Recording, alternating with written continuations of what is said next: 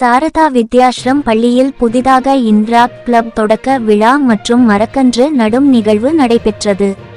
கள்ளக்குறிச்சி மாவட்டம் திருக்கோவிலூர் நகர் பகுதியில் அமைந்துள்ள ஸ்ரீ சாரதா வித்யாஸ்ரம் பள்ளியில் ரோட்டரி குழுமத்தின் இன்டராக்ட் கிளப் தொடங்கும் நிகழ்ச்சியானது இன்று சாரதா ஸ்ரீ வித்யாஸ்ரம் பள்ளியின் தலைவர் திரு எஸ் கார்த்திகேயன், சங்கத்தின் தலைவர் முனைவர் எம் செந்தில் குமார் தலைமையில் நடைபெற்றது.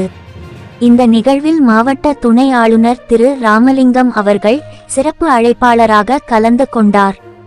இந்த நிகழ்ச்சியில் இன்டராக்ட் கிளப் தலைவர், செயலாளர், பொருளாளர் உள்ளிட்டோருக்கு பதவி பிரமாணம் செய்து வைக்கப்பட்டது.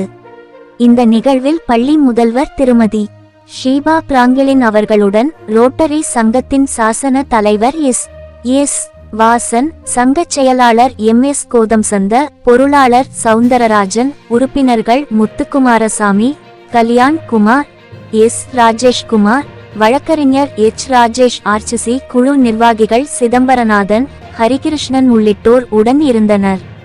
இந்நிகழ்வின் இறுதியாக பள்ளி வளாகத்தினுள் மரக்கன்று நடப்பட்டது.